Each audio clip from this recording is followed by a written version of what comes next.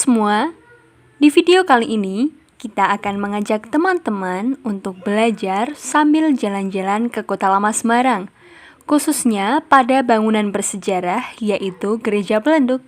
Dimulai dari gambaran umum Kota Lama Semarang, sejarah pembangunan Gereja Belenduk, gaya arsitektur, hingga peran pemerintah dalam melestarikan cagar budaya gereja ini ya. So, check it out! Kota Lama atau Little Netherlands merupakan tempat di mana pada masa VOC sempat dijadikan pusat dari segala aktivitas dengan banyak melibatkan masyarakat Eropa juga pribumi. Letaknya yang strategis serta berdekatan dengan pelabuhan sehingga dijadikan sebagai jalur lalu lintas perdagangan antar wilayah. Hal ini juga tak luput dari keberadaan para pejabat, pegawai pemerintah VOC, bahkan rakyat Eropa yang bernotaben sebagai umat Kristiani. Oleh karena itu, dibangunlah sarana untuk menunjang ibadah mereka dengan mendirikan gereja, yaitu GPIB Immanuel. Gereja ini dibangun pada tahun 1753, merupakan bagian dari Gereja Reformasi atau Netherlands Hervormde Kerk yang berpusat di Belanda. Selain itu, tempat ibadah ini juga sering disebut dengan Gereja Belenduk yang merupakan gereja Kristen Protestan tertua di Semarang. Lantas, mengapa disebut demikian? Salah satu bagian daripada bangunan ini mempunyai ciri khas yang unik di mana kubah gereja tersebut tampak seperti kubah masjid, sehingga kebanyakan dari masyarakat Jawa acap kali melafalkan dengan sebutan belenduk yang artinya menggembung.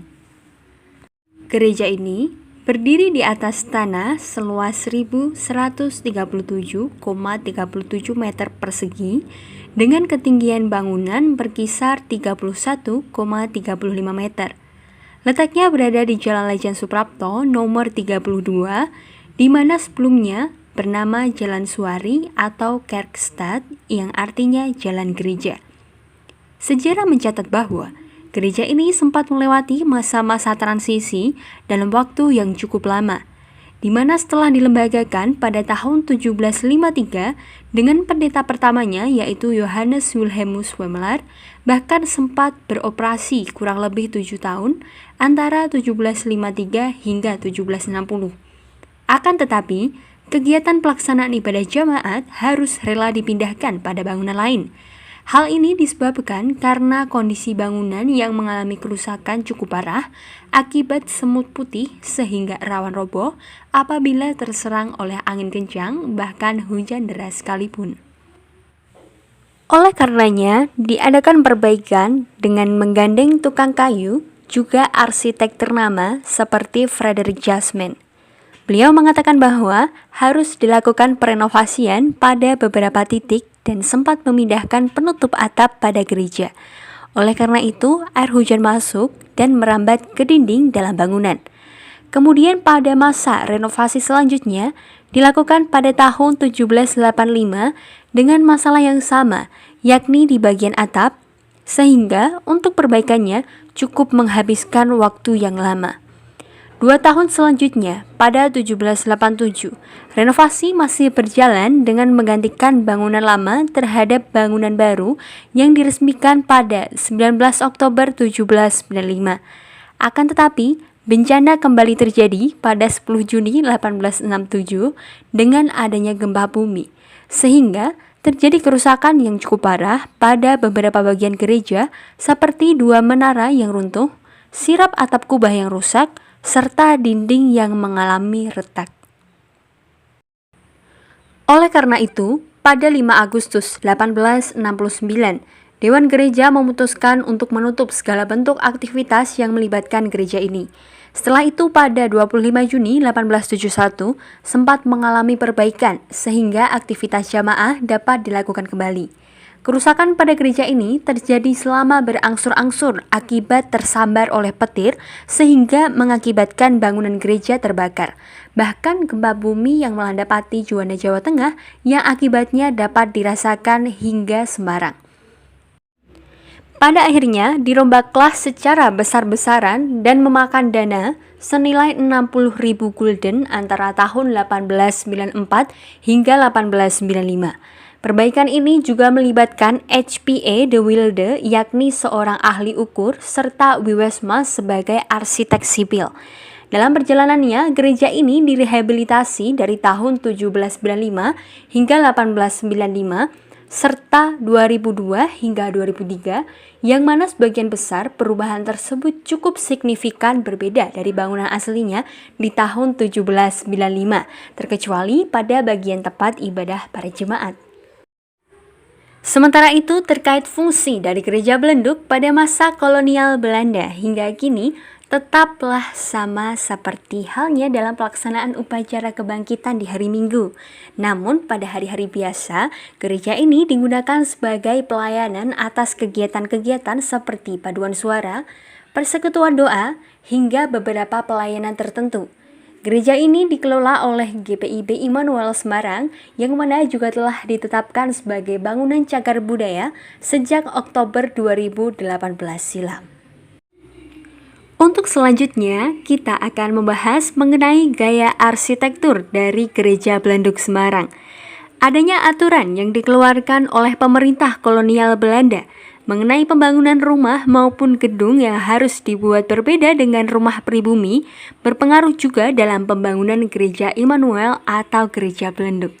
Pemerintah kolonial mengambil gaya arsitektur Indis yang merupakan perpaduan antara gaya arsitektur Belanda dengan gaya arsitektur tradisional Jawa. Pengaruh budaya Indis dalam pembangunan interior gereja ini dapat dilihat dalam beberapa hal seperti kubah. Ciri khas dari gereja Belenduk terletak pada atapnya yang berbentuk kubah setengah lingkaran dan oleh masyarakat disebut dengan atap Belenduk. Menggunakan gaya atap kubah atau pelana dengan disertai dengan hiasan kemuncak yang berupa jam dinding yang berfungsi sebagai penentu waktu dalam membunyikan lonceng gereja sebelum dilakukan pembaktian, dan tongkat runcing yang berfungsi sebagai penunjuk arah mata angin dan penangkal petir. Kedua, lonceng gereja. Pada awal pembangunan, gereja Belenduk terdapat 3 buah lonceng dengan ukuran yang berbeda. Namun, pada saat ini, 2 di antaranya telah hilang sehingga hanya tersisa 1 lonceng. Pada lonceng tersebut terdapat tulisan J.W. Stegler, Semarang A01703 yang merupakan logo perusahaan dari lonceng tersebut. Ketiga, atap gereja. Gereja Belenduk mempunyai atap yang sangat unik, berbentuk setengah lingkaran, mengikuti bentuk kubah yang dilapisi dengan perunggu. Mempunyai kerangka kuat dengan konstruksi 32 buah besi, 8 kerangka besar, dan 24 kerangka kecil, dilengkapi dengan gelang baja yang memiliki titik sentral bertemunya jari-jari. Di bagian tengah kubah juga terdapat lubang cahaya yang berfungsi sebagai masuknya cahaya agar dapat menyinari ruangan gereja.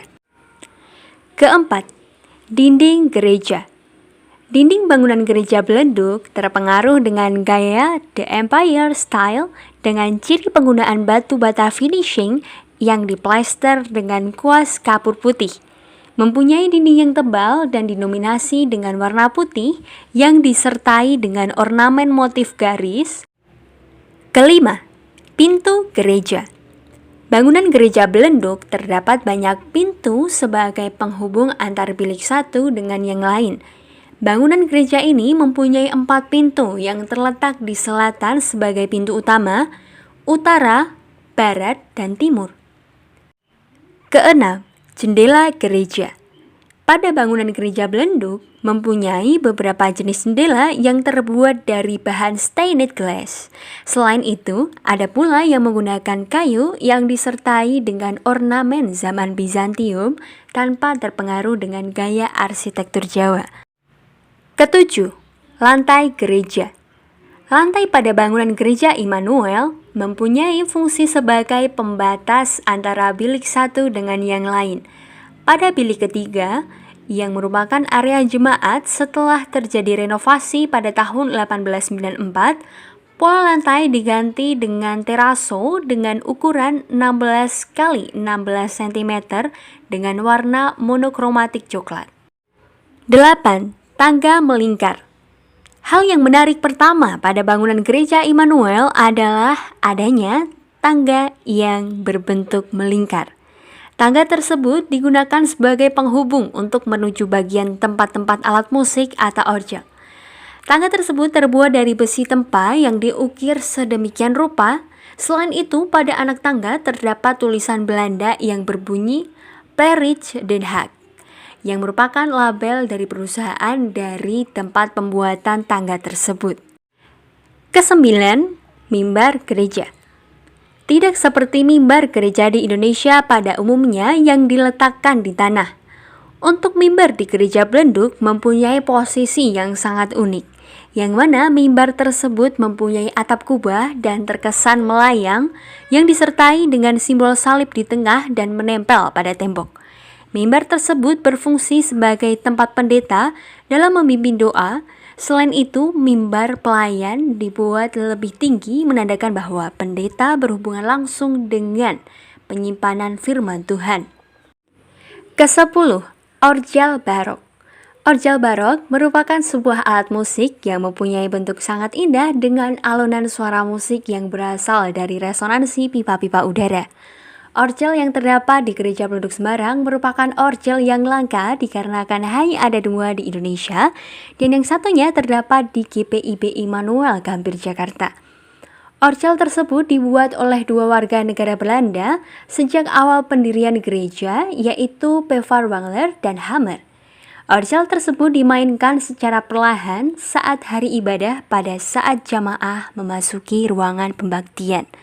Untuk menuju tempat orgel, maka perlu melewati tangga melingkar terlebih dahulu.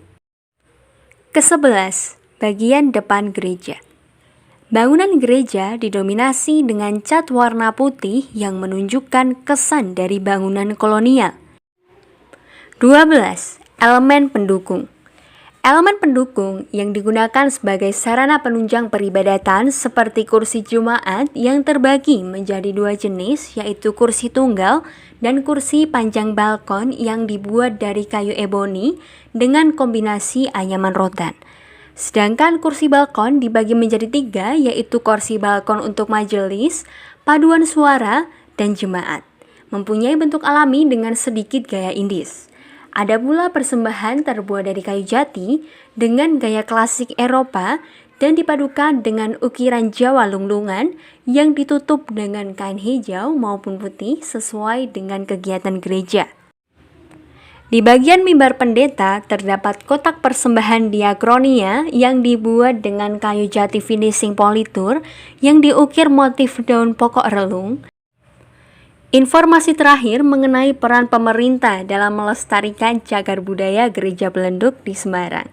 Pemerintah Indonesia memberikan perlindungan terhadap bangunan-bangunan yang memiliki nilai sejarah yang tinggi sebagaimana tertuang dalam Undang-Undang Nomor 5 Tahun 1992 tentang Benda Cagar Budaya.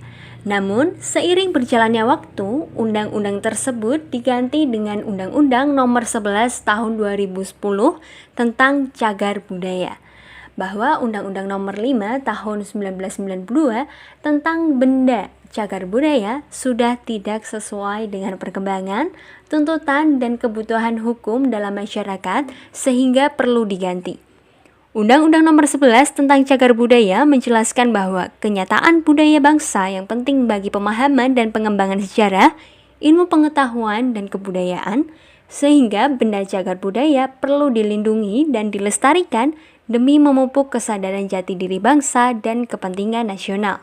Pengurus gereja melakukan tindakan pelestarian dengan cara preservasi, konservasi, rehabilitasi, dan rekonstruksi. Jadi, berdasarkan penjelasan tersebut, apakah teman-teman semua sudah memahami terkait cagar budaya dari Gereja Belenduk Semarang? Jangan lupa tulis di kolom komentar ya. Kita pamit dan sampai jumpa di video-video selanjutnya. Terima kasih.